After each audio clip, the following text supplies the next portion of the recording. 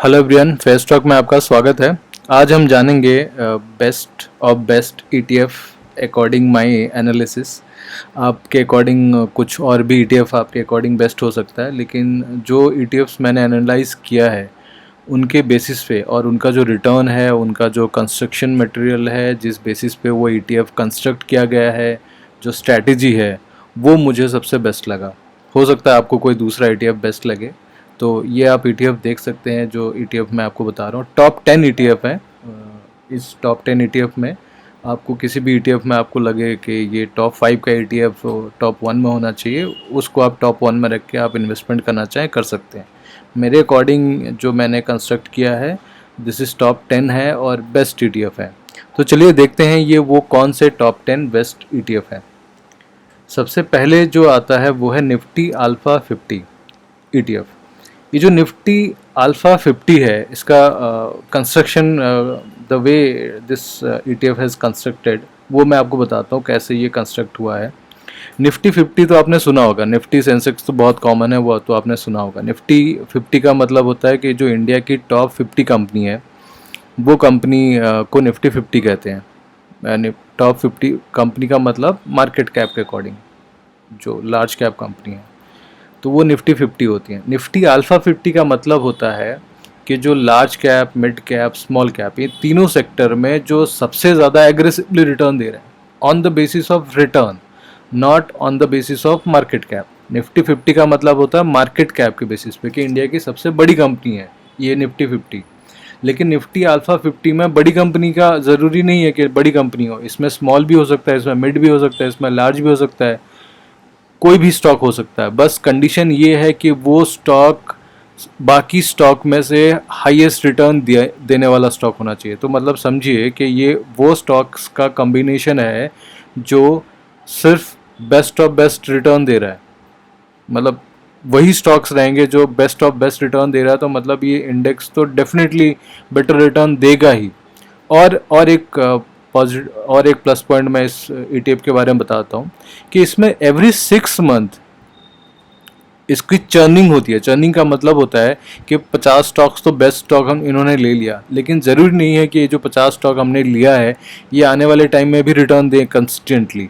तो उसमें से जो भी अंडर परफॉर्म करता है या नेगेटिव होता है, कंसिस्टेंटली अपना ब्रेक करता है, तो क्या करते हैं उस स्टॉक को निकाल के फिर जो अदर स्टॉक्स हैं, क्योंकि यूनिवर्स बहुत बड़ा है, 500 स्टॉक, तो उनमें से जो स्टॉक और बेटर रिटर्न परफॉर्म करता है तो फिर उसको ऐड कर दिया जाता है। तो इसका मतलब इसमें वही 50 कंपनी रहेंगी जो कंसिस्टेंटली बेटर रिटर्न दे रही हैं। तो मतलब अगर कंसिस्टेंटली रिटर्न दे रही हैं तो इसका रिटर्न भी बेटर होगा। इसका देखिए पिछले 10 साल का जो एवरेज कंपाउंड रिटर्न है 22% है। आप अगर स्टॉक्स में भी किया होगा आपने, आप उसका एक बार कैलकुलेट करके देखना है कि आपने साल का 5 साल का कंपाउंड रिटर्न क्या है, या 10 साल से आपका कंपाउंड रिटर्न क्या है। 22% तो डेफिनेटली नहीं होगा।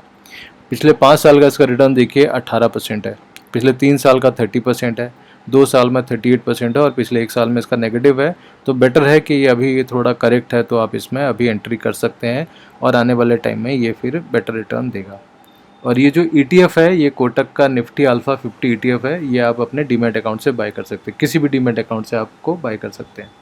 तो ये हो गया आपका पहला ईटीएफ। अब देखते हैं दूसरा ईटीएफ कौन सा है। दूसरा ईटीएफ जो है वो है Nifty mid cap 150। Nifty mid cap 150 का मतलब होता है कि इंडिया में, जैसे कि मैंने आपको बताया कि लार्ज कैप स्टॉक्स हैं, मिड कैप स्टॉक्स हैं, large cap small cap stocks हैं। देखिए मैं ये अभी जो वीडियो रिकॉर्ड कर रहा हूँ ये मैं वन शॉट में रिकॉर्ड कर रहा हूँ, नो एडिटिंग, नो कटिंग। सो हो सकता है थोड़ा बहुत बीच में फंबल हो जाए, तो उसको आप इग्नोर कर दीजिए। आप कंसंट्रेट कीजिए कंटेंट पे, जो मैं आपको कंटेंट बता रहा हूँ, तो ये आपके लिए ही बेनिफिशियल है। तो बीच में थोड़ा बहुत फंबल हो तो उसे इग्नोर कर देना। निफ्टी मिड कैप 150 का मतलब होता है कि ये वो स्टॉक्स हैं जो इंडिया की टॉप 100 कंपनी के बाद 101 से लेके 250 तक, मतलब नेक्स्ट बिग कंपनी होने वाली जो कंपनी है, वो इस कैटेगरी में आते हैं। और इसका अगर आप रिटर्न देखें, पिछले 10 साल का जो रिटर्न है 18% कंपाउंड रिटर्न है, और पिछले 5 साल का 12.5% रिटर्न है, पिछले 3 साल में 20%, और पिछले 2 साल में 36% रिटर्न है, पिछले 1 साल में ये पॉजिटिव है। और ये जो ईटीएफ है, आप नावी एमएफ का भी है, ICICI का है, UTI का है, मोतीलाल ओसवाल, निप्पॉन, आदित्य, तो इतने सारे ETFs, इतने सारे AMC में है। तो इन सब का आप ये ETF देख लेना या इंडेक्स देख लेना, जिसका सबसे आपको कम एक्सपेंस रेशियो लगे उसमें आप इन्वेस्टमेंट कर दीजिए। क्योंकि इसमें देखिए ETF का बेस्ट पार्ट मैं बताता हूँ आपको क्यों ETF में इन्वेस्टमेंट करना चाहिए। ETF में क्या होता है कि जो एक्टिव फंड मैनेजर का जो रोल होता है वो ख़त्म हो जाता है। तो एक्टिव फंड मैनेजर क्या करता है, कोई भी स्टॉक्स अपने बेसिस पे उसको लगता है कि ये स्टॉक अच्छा है तो उसमें इन्वेस्टमेंट करता है और दूसरी स्टॉक्स को छोड़ देता है। लेकिन जो कभी ETFs में क्या होता है, अगर किसी बेंचमार्क का है तो वो जैसे ही आप पैसे देंगे वो एज इट इज़ उस बेंचमार्क में पैसे डाल देगा। जैसे सेंसेक्स का ETF है या निफ्टी का है, तो निफ्टी 50 का अगर ETF है तो अगर आप पैसे निफ्टी 50 में देते हो तो वो इक्वली उसमें इन्वेस्ट हो जाएगा। अगर रिलायंस उसमें 19% है तो आपका 100 में से 19 रुपये रिलायंस में चला जाएगा, 5 रुपये किसी और स्टॉक में। तो जैसे जैसे वो कंस्ट्रक्ट है वैसे ही जाएगा। अगर उसमें से कोई स्टॉक निकल जाता है, जैसे येस बैंक है, पहले बहुत अच्छा रिटर्न दे रहा था लेकिन पिछले 1 2 3 साल से बिल्कुल करेक्ट हो गया, बहुत बॉटम पे आ गया, तो ऐसे स्टॉक को वो क्या करते हैं, उसको निकाल देते हैं। तो वो निफ्टी 50 का पार्ट से हट गया, अब दूसरी स्टॉक्स आ जाते हैं।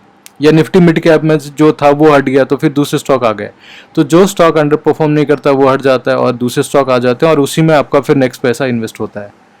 तो इंडेक्स जो है, इंडेक्स या ETF इसीलिए बेटर है क्योंकि इसमें फंड मैनेजर की ज़रूरत नहीं है, फंड मैनेजर जस्ट डिप्लॉय करने के लिए यूज़ होता है। तो निफ्टी मिड कैप 150 का जो ETF है, this is also one of the best ETF। Second number में इसके लिए मैंने इसको रखा है। तो थर्ड नंबर पे जो है वो निफ्टी IT का जो ETF है।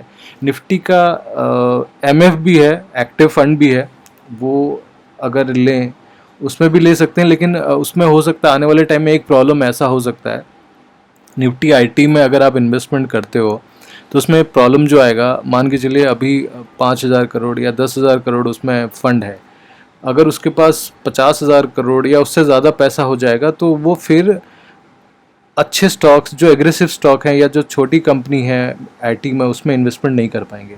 तो वो फिर जो बड़ी सी बड़ी IT कंपनी है उसमें ही इन्वेस्टमेंट करते रहेंगे और वो आपको वैसा रिटर्न बना के नहीं दे सकते। लेकिन निफ्टी IT जो है, अगर ETF की बात की जाए तो ETF में ऐसा कोई रूल नहीं है। इसमें जैसे जितना भी चाहे पैसा AUM हो, जितना भी लोगों का ज़्यादा पैसा हो, वो क्या करते रहेंगे, वो एज इट इज़ उसमें इन्वेस्टमेंट करते रहेंगे। जो भी IT के अंदर जो स्टॉक आएंगे उसमें इन्वेस्टमेंट होता रहेगा और IT बढ़ता रहेगा। तो और इसमें अगर आप इन्वेस्टमेंट करें, देखिए पिछले 10 साल का 18%, 18.5% कंपाउंड है, पिछले 5 साल में 23%, पिछले 3 साल में 22%, पिछले 2 साल में 32%। अभी इंडेक्स की बात की जाए ETF की, तो अभी IT बहुत ज़्यादा करेक्ट हुआ है तो इसकी वजह से ये 7.68% है। तो मैं तो कहूँगा कि ये जो करेक्शन है ये एक बेस्ट अपॉर्चुनिटी है जिसमें आप अभी बाय कर सकते हैं। और टाटा का, जैसे मेरे पास भी है टाटा का ETFs है, टाटा का IT है, तो टाटा है, ICICI है, आदित्य बिरला, SBI, फ्रैंकलिन। तो इनमें से आप खुद देख लीजिए, मैं कोई AMC रिकमेंड नहीं करूँगा। जिसमें आपको सबसे कम एक्सपेंस रेशियो लगे तो उसमें आप कर लीजिए। ETFs में एक्टिव फंड मैनेजर का कोई रोल नहीं होता, तो जो ETF में आपको जिसका कम एक्सपेंस रेशियो है उसमें आप इन्वेस्टमेंट कर सकते हैं। उसके बाद फोर्थ नंबर पे आता है निफ्टी 50 वैल्यू 20। देखिए निफ्टी 50 का मैंने आपको पहले ही बताया कि इंडिया की जो top as compare to market cap, जिनकी मार्केट कैप वैल्यू बहुत ज़्यादा है, 50 कंपनी, उनको निफ्टी 50 कहा जाता है। और उस 50 में से भी जो कंपनी वैल्यू रखती है, वैल्यू का मतलब अच्छी company at a discount price, at a good price, तो उसको निफ्टी उसको वैल्यू कहा जाता है। तो निफ्टी बेस्ट कंपनी जो मार्केट, मतलब इंडिया के टॉप 50 कंपनी की भी जो वैल्यू कंपनी है उसमें आपका इन्वेस्टमेंट होगा। और ये बहुत अच्छा बेंचमार्क है। ये पर्सनली मुझे ये जो कैटेगरी है बड़ा अच्छा लगता है। तो इसका 15% देखिए 10 साल का रिटर्न है, 15.5%, 5 साल का 16.5%, 3 साल में 18%, 2 साल में 29 और 1 साल में पॉजिटिव रिटर्न है, मार्केट नेगेटिव। देखिए वैल्यू का यही बेनिफिट है, ये स्लो एंड स्टेडीली बढ़ता है और बाकी MF या स्टॉक में से ये आपको कंसिस्टेंट रिटर्न देने के लिए माना जाता है। क्योंकि क्या है कि अच्छी कंपनी डिस्काउंट में है, अगर ऑलरेडी नीचे है, मार्केट जब करेक्ट होगा तो वो और कितना नीचे जाएंगे, नहीं जाएंगे, वो वहाँ से फिर बाउंस बैक ही करेगा। तो ये एक प्लस पॉइंट है निफ्टी 50 वैल्यू 20 में इन्वेस्टमेंट करने का। निप्पॉन का है, आईसीआईसीआई का ईटीएफ है। तो इन दोनों में से जिसमें आपको एक्सपेंस रेशियो कम लगे, देखिए मैं जितने भी अभी आने वाले टाइम में बताने वाला हूँ, जिसका भी एक्सपेंस रेशियो आपको कम लगे उसमें आप इन्वेस्टमेंट कर सकते हैं, खास करके ईटीएफ में। एक्टिव फंड की बात थोड़ी डिफरेंट है, उसमें रिटर्न भी मायने रखता है। तो अब देखते हैं फिफ्थ नंबर पे कौन सा है। जो फिफ्थ नंबर पे है वो है निफ्टी का मिड कैप 150 क्वालिटी 50। जैसे कि निफ्टी 50 की वैल्यू 20 है, उसी तरीके से जो मिड लेवल की जो कंपनी है 150 कंपनी, उनमें से जो क्वालिटी 50 है, क्वालिटी 50 का मतलब होता है कि वो स्टॉक्स, वो कंपनी जिनका हर क्वार्टर अच्छा रिटर्न आता है। मतलब ऐसा नहीं कि इस क्वार्टर अच्छा आया नेक्स्ट क्वार्टर ख़राब आया, इस साल अच्छा प्रॉफिट हुआ नेक्स्ट साल ख़राब हुआ, तो ऐसी कंपनी नहीं रहती इसमें। इसमें सिर्फ वही है जो क्वालिटी स्टॉक्स हैं, जो अच्छी कंपनीज हैं। जैसे कि अल्फ़ा की बात की गई थी अभी, अल्फ़ा स्टॉक्स में जो एग्रेसिवली रिटर्न दे रहे हैं, वहाँ पे रिटर्न के पॉइंट ऑफ व्यू से था। यहाँ पे क्या है, कंपनी की कंसिस्टेंट क्वालिटी पे, क्वालिटी चेक पे है। ये जो अल्फ़ा है, अल्फ़ा का मतलब होता है, अल्फ़ा का मतलब होता है जो आपको एक्स्ट्रा रिटर्न दे, बेंचमार्क से एक्स्ट्रा रिटर्न दे। मतलब निफ्टी अगर बेंचमार्क है, निफ्टी अगर 15 दे रहा है तो ये आपको 16-17 देगा। इसी का मतलब होता है अल्फ़ा, मतलब अपने बेंचमार्क से ज़्यादा देना। और ये जो आपका मिड कैप क्वालिटी 50 का मतलब है जो मिड कैप स्टॉक में से जो कंसिस्टेंट परफॉर्मर है, जिनकी क्वालिटी अच्छे स्टॉक्स हैं, वो हैं। इनका भी देखिए कंपाउंड रिटर्न जो है वो 18% है 5 साल में, 12%, 3 साल में 19%, 2 साल में 25%, और अभी नेगेटिव है। इसकी कोई वरीज नहीं है, आप इसमें इन्वेस्टमेंट करेंगे तो ये डेफिनेटली आने वाले टाइम में आपको बेटर रिटर्न ही देगा। यूटीआई का है, डीएसपी का है, तो आप देख सकते हैं। उसके बाद फिर है निफ्टी 100 ईएसजी। 100 ईएसजी का मतलब है इंडिया की वो 100 कंपनी जो ईएसजी में अच्छा स्कोर करती हैं। तो ईएसजी का मतलब होता है एनवायरनमेंट, सोशल और corporate governance. E stand for environment, S stand for social and G for governance. मतलब वो कंपनी जो एनवायरनमेंट को लेके कंसर्न है, सोसाइटी के लिए भी अच्छा काम कर रही हैं, और उनका कॉर्पोरेट गवर्नेंस है, मैनेजमेंट बहुत फेयर है, इथिकल है, अपने एम्प्लॉय को अच्छा ट्रीट कर रहे हैं, अपने वेंडर को अच्छा ट्रीट कर रहे हैं। अच्छा ट्रीट मतलब फेयर ट्रीट कर रहे हैं, मतलब ऐसा नहीं कि बस अपने प्रॉफिट के ऊपर ही कॉन्सेंट्रेट करें, वो सोसाइटी के लिए भी कुछ कर रहे हैं, सोसाइटी को भी अपलिफ्ट करने के लिए कुछ कर रहे हैं। और एनवायरनमेंट का मतलब ये नहीं है कि जो सिर्फ ईवी लेके, इलेक्ट्रॉनिक व्हीकल लेके आ रहा है या फिर सोलर पैनल लेके आ रहे हैं, ऐसी कंपनी नहीं। एनवायरनमेंट का मतलब होता है वो सारी कंपनी आएंगी जो एनवायरनमेंट फ्रेंडली है। मतलब इसमें एचडीएफसी बैंक भी है। एचडीएफसी बैंक तो ना ही सोलर पैनल बना रहा है ना इलेक्ट्रिक व्हीकल कर रहा है, लेकिन जैसे कि उनकी अपनी कंस्ट्रक्शन है, उनकी जो अपनी बिल्डिंग्स हैं, उनकी अपना जो इंफ्रास्ट्रक्चर है, उसको ऐसे मेंटेन करें। जैसे कि एग्जांपल के तौर पे मैं आपको बताऊं, जैसे लाइट भी है, अगर पहले जैसे सीएफएल यूज़ कर रहे थे या बाकी लाइट यूज़ कर रहे थे, अगर वो एलईडी में कन्वर्ट करें तो वो लाइट कम कंज्यूम कर रहे हैं, इन्वायरमेंट को ध्यान में रखते हुए कि कम रेडिएशन फैले उससे। और अगर यहाँ पे उनकी पेपर की बात की जाए, जैसे कि एचडीएफसी बैंक पेपर के थ्रू अपना स्टेटमेंट, अपने बुकलेट्स और बाकी सारी चीज़ें जैसे दे रहे थे, तो उसको कम करके वो डिजिटल माध्यम के थ्रू दे रहे हैं। तो somehow they are concern about the environment. तो एनवायरनमेंट को ध्यान में रखते हुए जो जो वो काम करते हैं, तो उनके बेसिस पे उनको रेटिंग मिलती है। तो ये सारी कंपनी को ऐसे ईएसजी स्कोर मिलता है। तो उनमें से जिनकी सबसे अच्छी स्कोरिंग है, उन कंपनीज को इन निफ्टी 100 ईएसजी में आता है। तो ESG is a very good concept, और इंटरनेशनली ये बहुत एक्लेम्ड बेंचमार्क है। इंटरनेशनली इसको बहुत प्रिफर किया जाता है कि ऐसी कंपनी, इथिकल कंपनी, मतलब जो एनवायरनमेंट के लिए भी अच्छा कर रहे हैं, सोसाइटी के लिए भी अच्छी करिए, और इनकी मैनेजमेंट भी बहुत फेयर है। तो ऐसी कंपनी क्या है, लॉन्ग रन में एक अच्छा सस्टेन रिटर्न देती हैं, सस्टेनेबल रिटर्न मिलता है। तो इसका पिछले 10 साल का कंपाउंड रिटर्न 15% है, 5 साल में 13%, 3 साल में 15% और 2 साल में 25% है, और अभी नेग्लिजिबल रिटर्न माइनस है। तो ये कोई प्रॉब्लम नहीं है, आप यहाँ से भी इन्वेस्टमेंट कर सकते हैं। और इन सब की ईटीएफ्स हैं और एमएफ है, म्यूचुअल फंड्स हैं, इनमें से किसी का भी आप लेके इन्वेस्ट कर सकते हैं। क्वांटम के इसमें भी आप कर सकते हैं, क्वांटम का अच्छा है। बाकी आप अदर एएमसी का भी देख सकते हैं। अब आते हैं 7वें नंबर पे, निफ्टी 200 मोमेंटम 30। निफ्टी 200 का मतलब होता है कि जो इंडिया की टॉप 200 कंपनियां, इसका मतलब लार्ज कैप की 100 कंपनी, मिड कैप की जो 100 कंपनी है, जो मोमेंटम 200 कंपनी में से उनके अंदर जिनके अंदर मोमेंटम रहता है, जिनके अंदर सबसे ज़्यादा बाइंग सेलिंग होता है, जो एक्टिव ट्रेड होते हैं, ऐसे स्टॉक्स, तो ये भी बहुत अच्छा बेंचमार्क है। इसका पिछले 10 साल का रिटर्न देखिए 20% है। 20% कंपाउंड रिटर्न बहुत बेटर होता है, बहुत ही बढ़िया होता है 20%। और पिछले 5 साल में 14% है, 3 साल में 16% और पिछले 2 साल में 24%, मतलब और पिछले 1 साल में नेगेटिव है। इसमें ये 1 साल का रिटर्न आप को कंसर्न होने की ज़रूरत नहीं है। आप लॉन्ग रन के लिए इक्विटी जो ETFs हैं, ये सारे इक्विटी का ही मैं बता रहा हूँ। इक्विटी का मतलब होता है एटलीस्ट 5 ईयर्स। तो अगर 5 ईयर्स का टाइम होराइजन लेके आप इन्वेस्टमेंट करते हैं तो आप डेफिनेटली आपको एक एटलीस्ट इसमें 15%, तो 14% है तो 15% तो आप एक्सपेक्ट कर सकते हैं। अभी तो और ग्रो होने वाली है।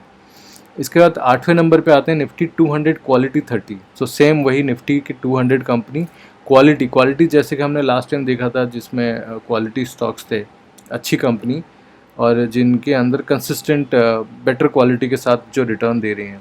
तो इसमें देखिए पिछले 10 साल का 15% है, 5 साल का 13% है, 3 साल का 15% है, 2 साल में 22% और 1 साल में भी रिटर्न है। SBI का क्वालिटी 30 है, तो आप इसको बाय कर सकते हैं। अब आते हैं स्टैंडर्ड एंड पुअर BSE 500 का जो ETF है, मैं इस ETF को इसलिए ऐड किया क्योंकि आज के डेट में जो म्यूचुअल फंड्स हैं, फ्लेक्सी कैप है, मल्टी कैप है, इनका जो बेंचमार्क है वो 500 ही है, जो फ्लेक्सी कैप और मल्टी कैप का। ज़्यादातर जो एक्टिव फंड है वो इस बेंचमार्क को ही बीट नहीं कर पा रहे हैं। क्यों बीट नहीं कर पा रहे हैं? क्योंकि उनकी जो यूनिवर्स है वो बहुत बड़ा है, 500 स्टॉक्स का यूनिवर्स है और उसमें कहीं ना कहीं कभी वो बीट करते हैं, कभी अंडर परफॉर्म करते हैं। लेकिन अगर ये ओवरऑल बेंचमार्क की बात की जाए तो ये बेंचमार्क कंसिस्टेंट परफॉर्म दे रहा है। तो उसका आप देखिए 10 साल में 14%, 5 साल में 11% है, 3 साल में 14% है, 2 ईयर्स में 27% है। ये हो सकता है थोड़ा आपको कम दिखे कि आपने अभी 20% 15% देखा तो 14-11% आपको थोड़ा कम लगे, लेकिन एज ए बेंचमार्क अगर आप फ्लेक्सी कैप में करते हैं या आप मल्टी कैप में करते हैं तो उन कैटेगरी के बेसिस पे ये एक डिसेंट फंड है जिसमें आप इन्वेस्ट कर सकते हैं। मोतीलाल, ICICI और मेरे का भी है जिसमें आप इन्वेस्टमेंट कर सकते हैं।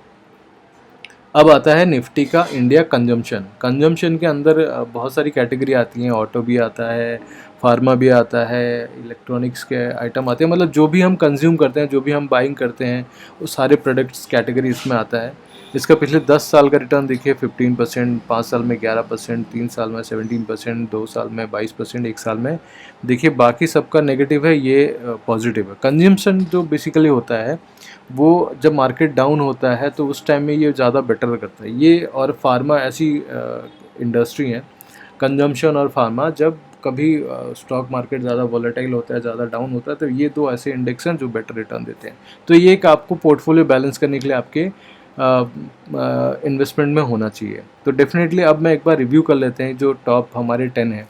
देखिए सबसे फर्स्ट आता है निफ्टी अल्फ़ा 50, उसके बाद आता है मिड कैप 150, फिर उसके बाद IT है, Nifty 50 value 20, mid cap 150, quality 50, Nifty 100 ESG और मोमेंटम 200, मोमेंटम 30, 200 क्वालिटी 30, उसके बाद BSE 500।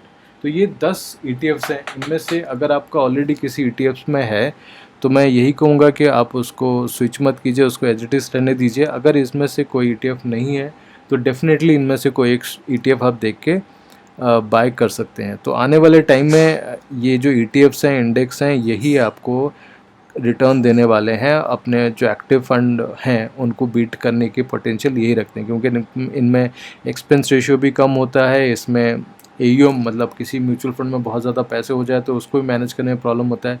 तो इन सब में ना एक्टिव फंड मैनेजर का प्रॉब्लम है, ना स्टार फंड मैनेजर का कोई रोल है, ना ही AUM का कोई प्रॉब्लम है। तो इस ETFs में अगर आप इन्वेस्टमेंट करते हैं तो डेफिनेटली आने वाले टाइम में आप अच्छा रिटर्न बना सकते हैं, ऐसा मुझे लगता है। आपको अगर इनमें से कोई भी लगता है कि मैंने आपको ऐसा कोई मतलब सही ETFs नहीं है तो आप अपने अकॉर्डिंग जिसमें आपको लगता है वो आप कर ही सकते हैं, वो तो बताने की भी ज़रूरत नहीं, वो तो आप अपने अकॉर्डिंग कर ही सकते हैं। लेकिन मुझे जो ETFs बेस्ट लगे और मुझे ऐसा लगता है पर्सनली कि ये ETFs जो हैं आने वाले टाइम में डेफिनेटली अच्छा रिटर्न देंगे। Thank you for watching this video.